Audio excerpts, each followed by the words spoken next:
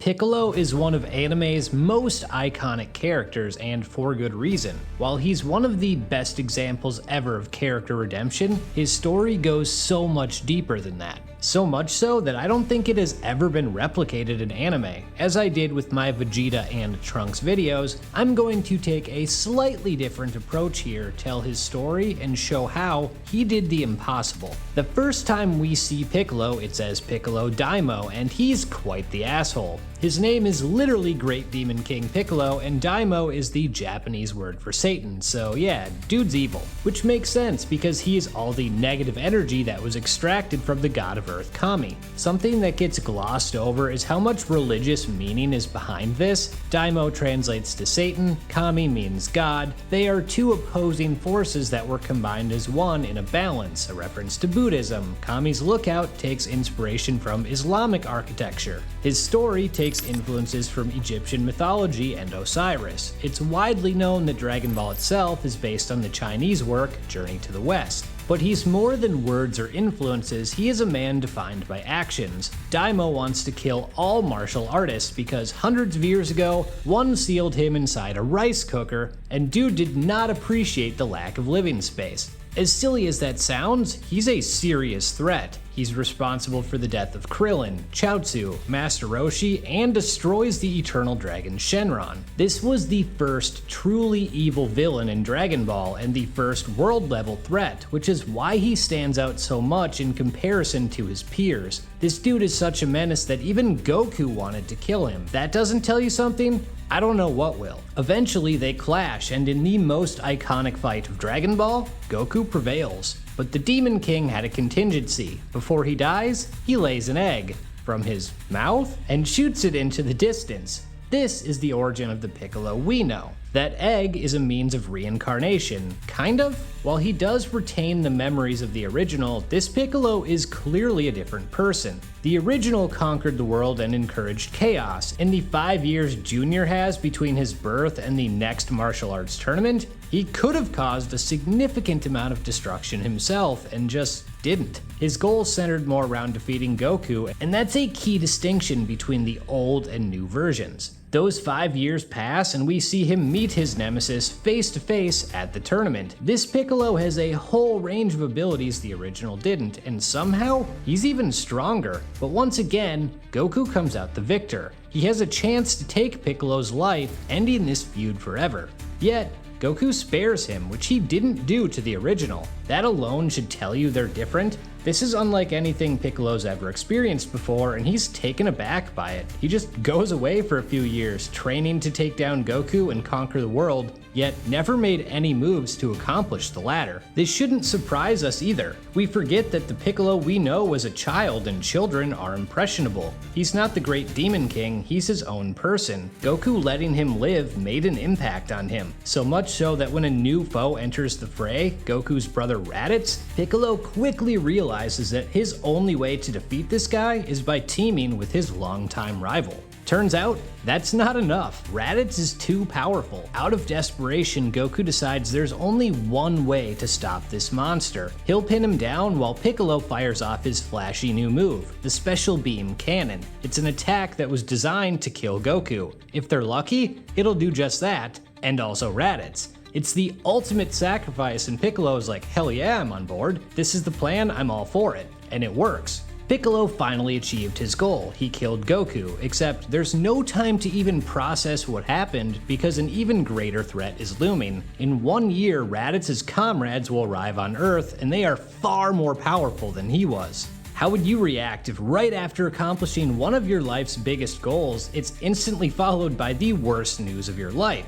Oh, and now Goku's gone, so Earth is kind of screwed. Earth's defenders are Baldy, Tall Baldy, and the biggest jobber in anime history. Earth's best bet might be Goku's son Gohan, who is 4. So Piccolo, the man whose life has been dedicated to defeating Goku, decides to raise and train Gohan for this upcoming battle. This is the most humanizing experience of Piccolo's life. He starts off as a tough love kind of mentor, constantly throwing Gohan into tough situations, but you can see that over the year they spend together, he grows fond of Gohan. Hell, he might even care about him. When that greater threat arrives, Vegeta and Nappa, Piccolo does the unfathomable. The spawn of the Demon King sacrifices himself to save his greatest enemy's son. To this day, it's one of the most iconic moments in anime, and that's because it felt earned. He said himself, Gohan was the first person who was kind to him, and protecting Gohan was how he could repay that kindness. It's the first time he valued someone other than himself. This was real, genuine growth. Piccolo keeping his body after death and not going to hell is concrete proof that this Piccolo was his own man. Then for the next 50 episodes, dude's dead, training with King Kai in heaven. When he's wished back by the Namekian Dragon Balls, he's aware of what's been going on, and his goal is to help defeat Frieza. But then he comes across Nail, the first Namekian he's ever met that's not part of him yet, and gets talked into fusing together. This will give him Nail's memories and his power, giving them a better chance to defeat Frieza. However, it also gives him some of Nail's empathy and his sense of belonging. Piccolo post-Nail fusion is a far more compassionate person than he was prior. Oh, and all of a sudden, he's the most powerful character in the series. Dude takes on Frieza and is actually winning. Can you blame him? Hype yourself like this dude hypes himself. Piccolo has developed a ton, but there's another moment here that's a beautiful representation of it. Frieza uses his final form, and it's too much for Piccolo, but Goku has returned and uses the ace up his sleeve, the Spirit Bomb. Except, that doesn't take Frieza out, and now Goku is too exhausted to move. Frieza has him dead to rights and fires a beam directly at his heart. So Piccolo, whose life has been dedicated to defeating Goku, throws himself in the way and takes the metaphorical bullet for him. It's quite the full circle moment. Piccolo had a connection to Gohan, they were alone together for a year, so that made sense. The last time Piccolo saw Goku before this, he killed him, and now he's protecting him. This is the moment that put that era of his life behind him, and it's really cool. Something else that makes him stand out is in a show full of idiots, he's smart, or at least not as dumb as the others. He's not a hothead like Vegeta. He's more calculated than Goku and more ruthless than Gohan. He feels different because he's a contrast to the others in the show. The next part of his story I want to talk about comes a while later. New threats, the androids, arrive and lay the smackdown on the good guys. There's only one way to stop them, one that was teased on Namek by Guru. He said that long ago a super Namek had left that planet. That was the original Namekian that split himself into Kami and Piccolo Daimo. It's cool because in back-to-back arcs, we get to see legendary powers, first the Super Saiyan and now the Super Namek. But to gain this power, Piccolo has to do the one thing he wants to do least, fuse with Kami once again. You have to look at it from his perspective. To become God of Earth, Kami had to expel the negative energy in his heart. For Piccolo, aka that energy, this is akin to being abandoned, so of course he would hold resentment over this. It's why he's so abrasive when they meet face to face. It may be for the greater good, but he doesn't have to like it. Kami telling him to hold up doesn't help either. He makes him wait until there is no other option. Eventually they complete their transformation to become the Namek for like one episode before he goes by Piccolo again, and once again becomes the series' most powerful character. In a show that can sometimes feel like strength gains are unearned or repetitive, this one felt deserved. It was returning two halves together that had been apart for far too long, which I think is why people respond to it so well. Like the fusion with Nail, combining with Kami tweaks his personality. He's always been more stoic than the others, but it seems he gains some of Kami's wisdom as well. After confronting Cell and goading him into telling his story, Piccolo tracks down the androids and battles 17. When Cell arrives, his plan quickly changes to getting 17 to safety, except he's not strong enough to make that happen. Also, shout out to the Hellzone grenade moment in the 17 fight. Piccolo has always had some of the coolest moves in the series.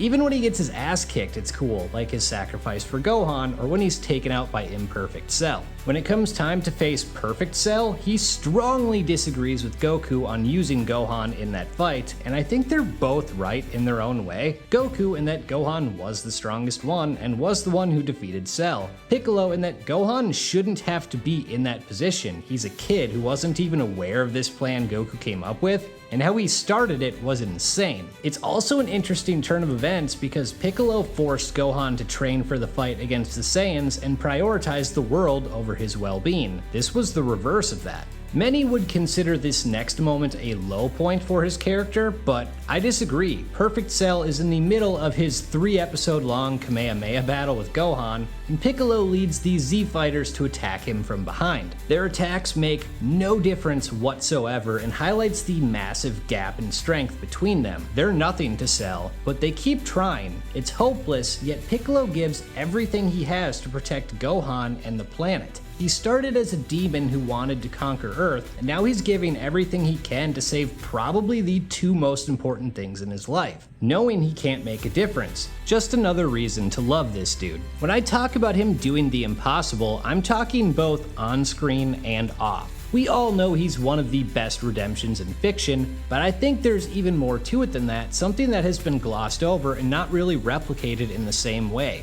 It's not just as simple as bad guy to good guy. This is a story of a man out to get the world because of what it did in the past, and then learning to not only integrate into it, but grow attached to it and eventually become a real guardian of it. It's fitting that after that last fusion, Piccolo spends a lot more time at the lookout with Dende and Popo, almost a sense of community there that he'd never had before. He seems at peace. In the Buu saga, he continued down that path. Instead of mentoring Gohan, it's Goten and Trunks. It's been a minor complaint that he doesn't do much in that saga, but I think it's perfect. The dude merged with Kami. He's more than content to Netflix and chill. He doesn't seek conflict like Goku or Vegeta. In the superhero movie, he feels a sense of duty to protect Pan, and when he becomes Orange Piccolo, he's the same color as the Dragon Balls, which he was only able to achieve after he and Kami merged together again. The little details of his character are handled so well. So what's impossible about him off screen? He's a perfectly balanced character in a way I haven't seen replicated. He's handled so well, he doesn't even have haters. Think about that for a second. If someone said, yeah, I hate Piccolo,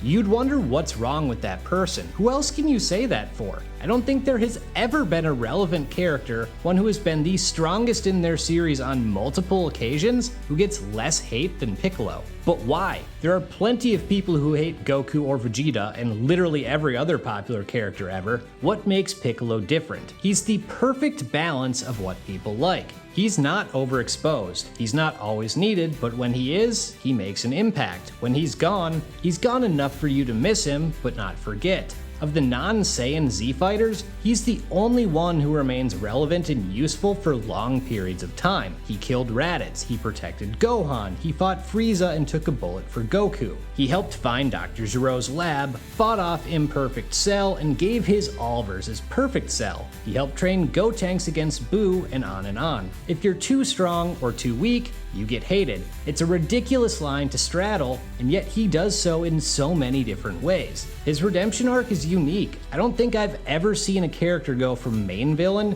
to anti-hero to hero to mentor to the future, all in real time, and if I have, he certainly did it first. No one else has perfectly struck the balance between strong but not too strong, present but not too present, useful but not too useful. There really isn't anyone else like him. He is the impossible. With that, I'm out.